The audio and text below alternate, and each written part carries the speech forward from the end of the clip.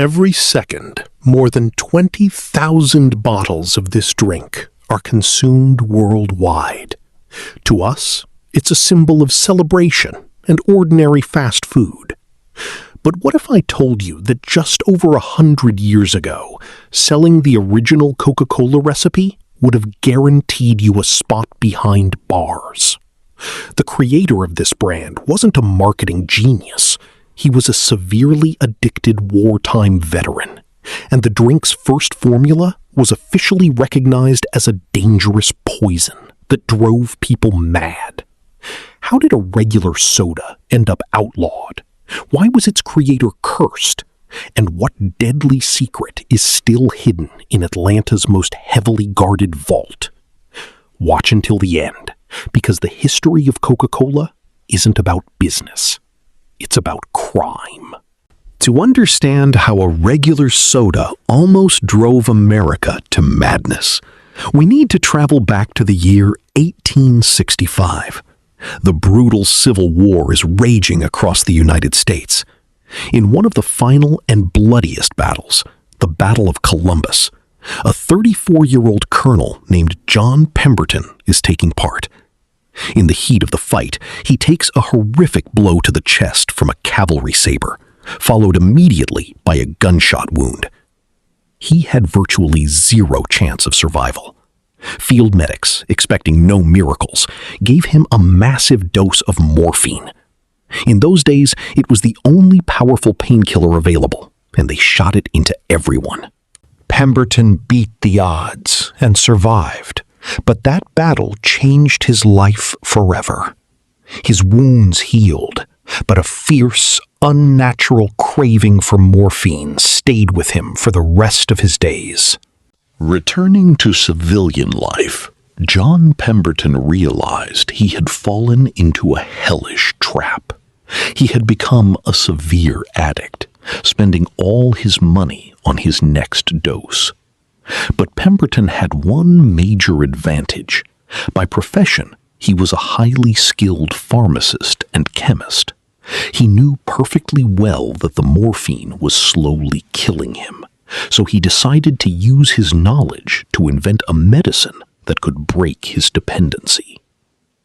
In his small laboratory in Atlanta, he began mixing whatever he could get his hands on, and at one point, his eyes fell upon an exotic plant that was just beginning to be talked about in medical circles: the leaves of the South American coca shrub.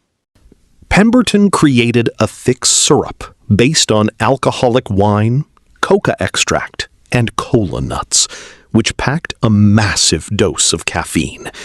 He gave his drink a modest name: Pemberton's French Wine Coca. On the label, he proudly claimed that this miracle remedy cured everything under the sun: depression, headaches, nervous disorders, and most importantly, it completely eliminated the craving for morphine. The drink became an overnight sensation. People exhausted by the war bought it by the gallon. Pemberton was convinced he had saved the world and created the perfect medicine of the future. He had no idea that in just a couple of years, his innocent syrup would land right in the center of criminal headlines, and the government would launch a full-scale hunt for it. By 1886, John Pemberton's business was finally booming. His French wine coca was selling fast, and money was rolling in. But just as he thought he had beaten his demons, disaster struck. The state of Georgia introduced a strict local prohibition law: total ban on alcohol. No wine, no beer, no exceptions. For Pemberton, this was a massive blow. Selling his popular drink was now a serious criminal offense that could land him straight in prison. He had to act fast to save his business from going under. Sitting in his laboratory, he began desperately rewriting the formula. He removed the wine completely and replaced it with carbonated water and sugary syrup to mask the bitter taste. However, He left two main ingredients completely untouched: the African cola nut for a heavy dose of caffeine, and the raw extract of South American coca leaves. This new, alcohol-free concoction needed a new name. Pemberton's bookkeeper, Frank Robinson, came up with a simple idea: combine the two main ingredients. He wrote down the words Coca-Cola in a distinct, flowing script. On May 8, 1886, the very first glass of Coca-Cola was sold at Jacob's Pharmacy in Atlanta for just 5 cents. But here is where the story takes a dark turn. Back then, it wasn't sold as a refreshing soda for a hot summer day. It was marketed as a powerful medical syrup to cure exhaustion, anxiety, and even chronic pain. Pemberton claimed it was a valuable brain tonic. But the real reason people kept coming back for more was simple. It was incredibly addictive. Unbeknownst to the general public, each glass of early Coca-Cola contained an active dose of pure, unrefined cocaine. Customers weren't just getting a sugar rush, they were getting a hard drug hit directly from a pharmacy counter. At the time, the government didn't fully understand the dangers of the coca plant. But as the drink's popularity spread across the country, the side effects became impossible to ignore.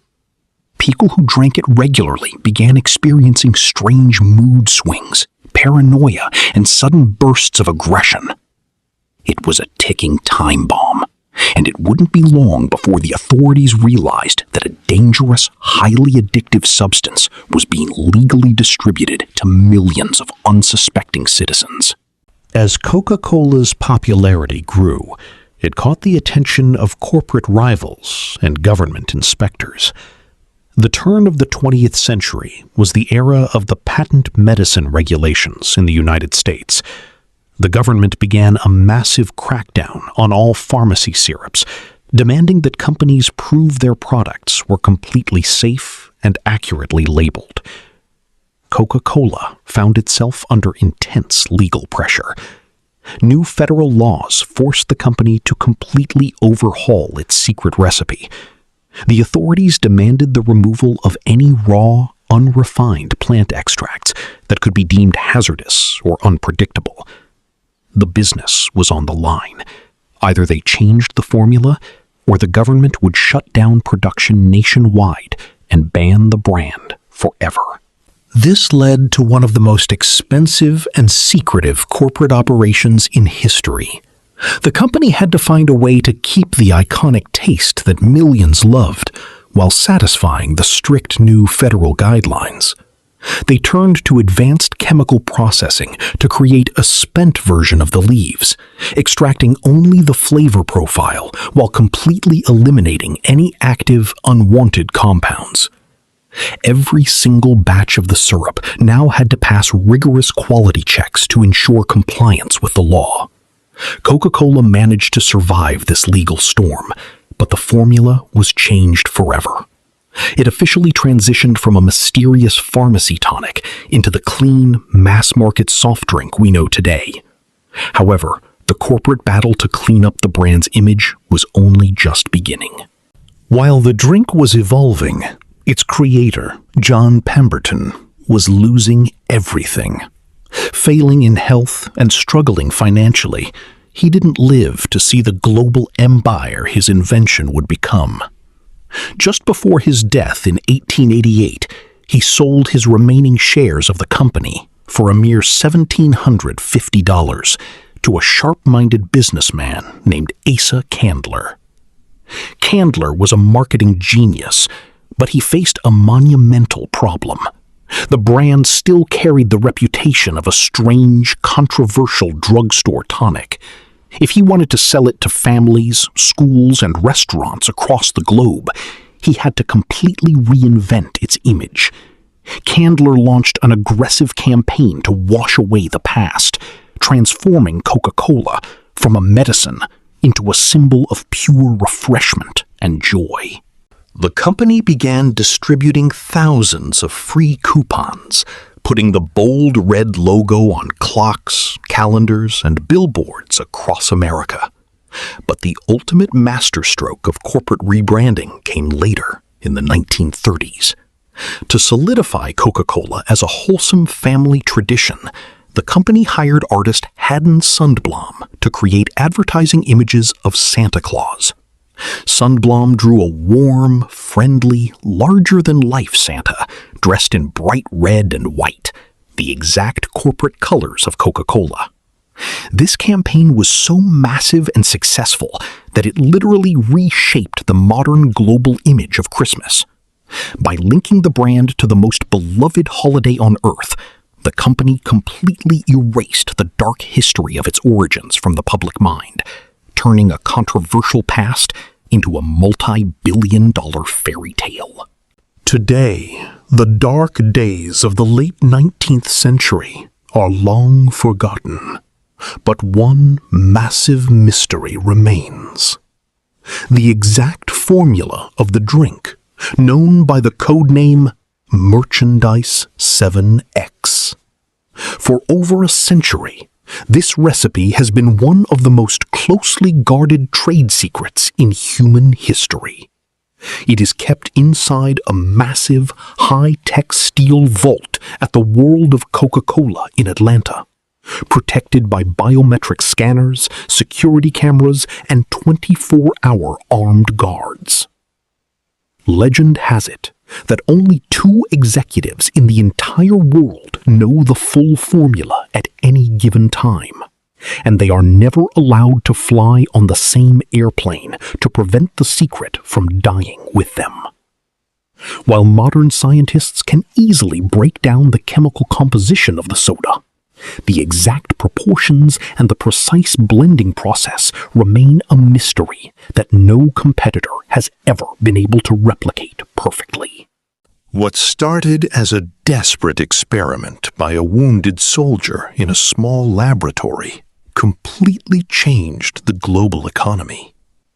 A controversial pharmacy syrup, once facing bans and strict government regulations, evolved into a multi-billion-dollar empire that defines modern pop culture. The next time you open a cold can of soda, remember that you aren't just drinking a sweet beverage. You are tasting a piece of intense corporate history that was almost erased from the world. If you enjoyed this deep dive into the hidden history of everyday things, make sure to hit the like button, subscribe to the channel, and turn on notifications. Let me know in the comments which brand or invention we should investigate next. Thanks for watching, and see you in the next video.